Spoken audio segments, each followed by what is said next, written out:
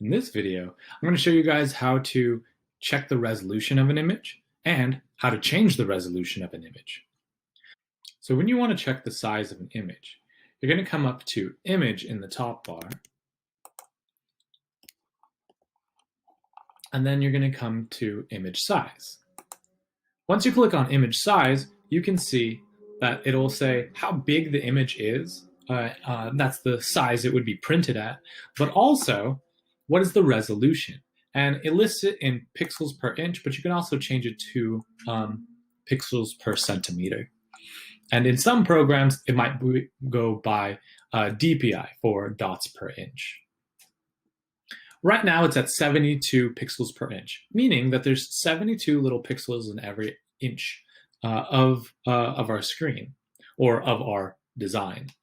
And that's really good to make the design smaller, but it also makes the quality a lot less.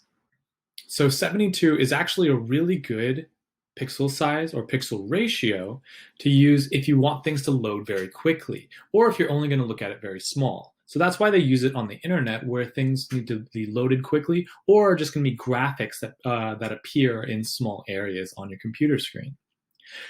When you're making art, or when you're considering printing your work, you actually want a higher resolution. That'll make your program run a little bit slower because it's so much bigger overall, and there's so much information in it. But we can see that overall, this has gotten a lot bigger because there are more pixels in every inch. 300 is a good standard for printing. So I'm going to press OK. And it'll take a little while, but it'll convert my image to make it at 300 pixels per every inch. And there we go. It's made it a lot larger. So large that we have to zoom out to get back to our original image. And we can see that for the most part, it looks the same, except this time when I zoom in, it takes a while before we start to see the little pixel grid. You can see now we can see the pixel grid, and that's so close, as opposed to here's our 300 resolution. Here's what it was when it was actually 72. That's a lot smaller.